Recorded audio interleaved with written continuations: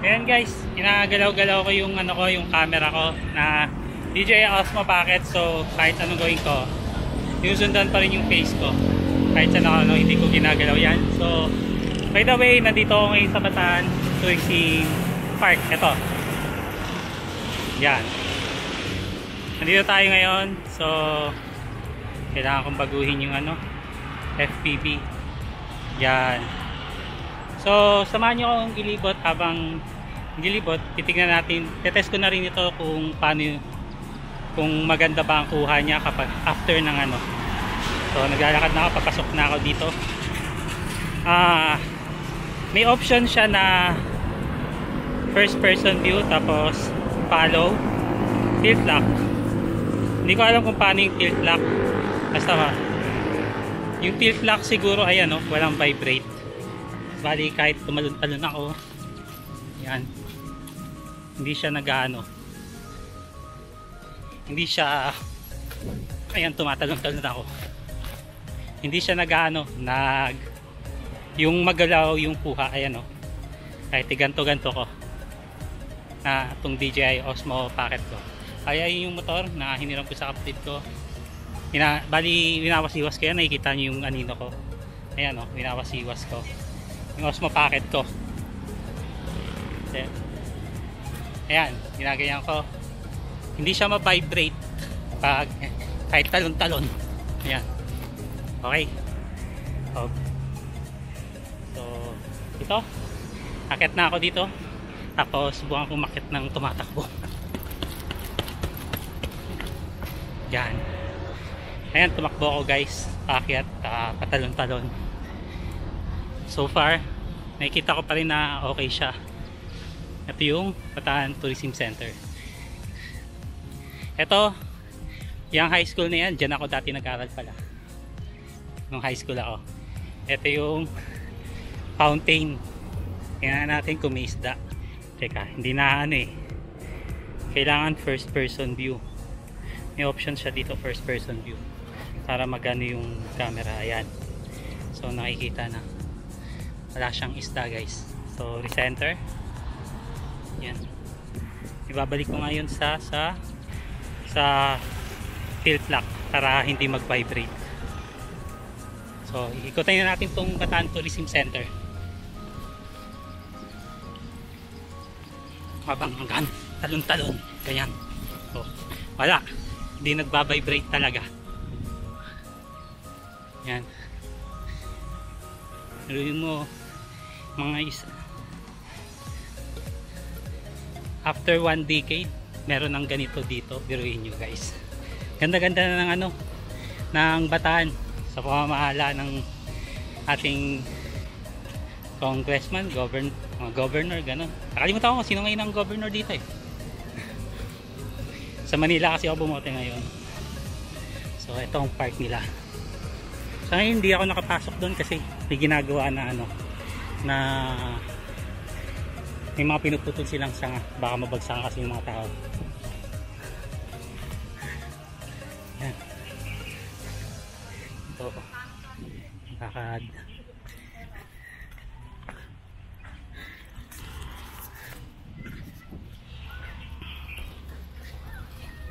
Ito, napuntahan ko na to.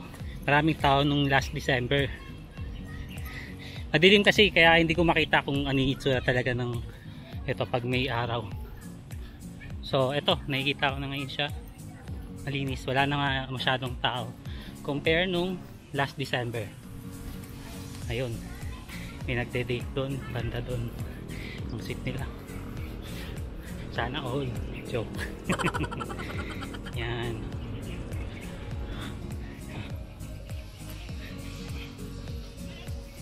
Bali yung pag-test ko ngayon, ginagalaw-galaw ko siya. Hindi naman siya nagvo-vibrate.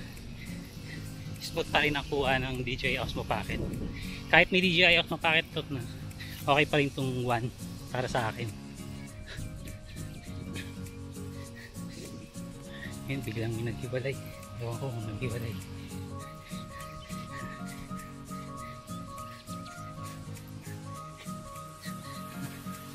Yan. Tingin mo. Turing na kasagsagan ng pandemic. nagawa pa rin nila itong project na to. Ang ganda. Tapos ito na naman, nakita ko na tong school ko. May bago namang ginagawang classroom. Ang galing. Marami na talaga ang nag-aaral sa Arellano. Ayan ongoing pa rin yung project. Galing talaga ng pamamahala dito, guys. Yan school.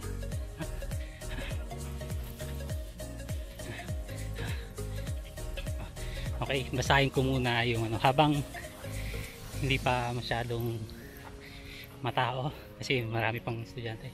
Ito nga patakaran. Pagpunta kayo dito, guys, sundin nyo lang ito. Bataan Tourism Park. Sa atin ang parking ito. I-enjoy natin ito, mahalin at talagaan. Mapatakaran. Bawal magkalat, alaala lamang ang iiwan at hindi mga basura. Tama. Walang mamimitas ng mga halaman. Pabayaan nating mamuhay ng malaya ang mga halaman at mga isda. Sisilip nga ako mamaya kung may isda yung yung nando kanina. Bawal manigarilyo at walang inuming mga alcohol. Ayan guys, bawal dito kasi talagang huhulihin ka kapag nahuli ka nila na ganyan. Naninigarilyo at may dala kang alak. Hindi mag-aaring magdala ng mga hayop. Kahit hindi kayo pwede guys magdala dito ng kahit na anong mga hayop. Bawal talaga. Huwag tanggalin o sirain ng anumang ari-arian ng parke. Kunwari bumbilya ng ng park, tinanggal niyo, pwede kayong hulihin yan. Thief na yan. Or kung kaya niyong buhatin tong upuan, bahala kayo, huling-huli kayo. Pinapayagan ang pagpipiknik dito. Pwede magpiknik dito guys, pero bawal ang pagkakalat. Iuwi ang iyong basura. Yun ang problema. Yun ang hindi nyo pwede talagang huwag kayong mag-iwan ng kalat dito. Pag nakita kayo, may huhulihin kayo, magkakaso kayo. Igalang natin at ang ibang bisita sa parke. Panatilihing mahina ang inyong boses at huwag gagamit ng masamang salita. Example, ako, hindi sa nagkayabang, gotings ako. What? Tapos may mga babae na nag-ano sa akin na nagwiwitwiw, mga ganon, catcalling. Bawal yon, diba? Basta guys, bawal ang bastos dito. Magagalang dito ang mga tigabataan, magagalang.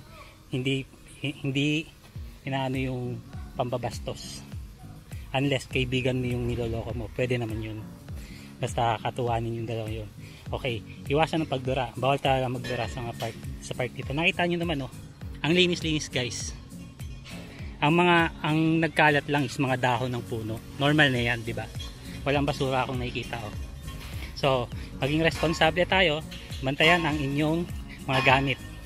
So far, based sa ko dito sa Bataan, ang daming nagsosoli dito. May naiwan kang gamit at isosoli mo sa tao yung naalaman niya na kung siya yun, may ID siya, tapos nakakita kayo ng isang officer na kung saan yan, pwede kang parangalan na bayani ka ng Bataan. Ganyan. Magsuot ng face mask at panatilihin ang physical distancing panatilihin ang physical distancing sa lahat ng oras. So far, na tayo, malapit na tayo sa COVID-free. Ngayon, September 2022, 28 siguro ngayon. So hindi na masyadong mahigpit sa ngayon kasi tingnan maluwag. Ayan, palaging magdala ng kopya ng inyong sertipiko. So far hindi na ako hinihinga ng yung certificate na may COVID na ID. Yon. So yun lang. Sundin niyo lang yun guys. Wala tayong problema dito sa sa pagtambay. Lalo na sa mga riders. Pwede kayong tumambay dito guys. Sa mga kapwa kong motorista. Ang sarap dito mag-park tapos mag-picture-picture din. Kung may mga meeting, stop over, pwede kayo dun sa may mag-picture-picture kayo dun sa may Bataan Tourism Park. Maganda. Maganda dito mag-meeting din. Kaya walang problema dito. Yan.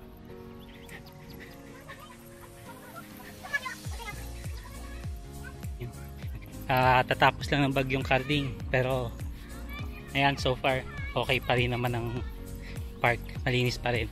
Doon lang talaga sa pinagbawalan ako na bawal talaga muna doon, temporary, kasi nga na, malulutong na yung, yung mga sanga, bawal na talaga.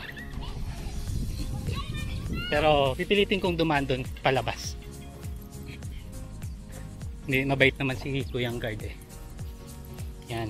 Yan, during nyo guys, oh, pwedeng tumambay talaga dito. Yan guys, mga isda. Teka, ayusin ko lang. FPV. Yan, yung uyo ko. Yan, may mga isda ng goldfish. Kita nyo, ayun, dami oh. Dami nila. Yan. Yun, ito pa oh, dami oh. Pupuntahan sila sa akin. Akala nila may dala akong pagkain. Mabait. Mabait mga goldfish dito. Pero alam na nila, automatic na yan na pinapakain sila. Ibig sabihin, yung nag-aalaga dito na yung nagke-caretaker dito, okay sila oh. Hindi sila hindi sila yung takot sa tao, mababait sila. Yan. So, ito yung kabuuang tourism park. Sa itaas. Bali, bababa ako ngayon doon para tignan ko yung iba pang details ng park na nagawa ng ating mahal na mayor dito sa Balanga.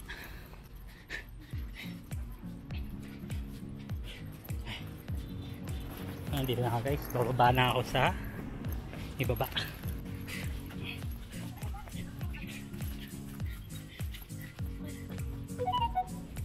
Guys, so ito yung baba nila. Ayan oh.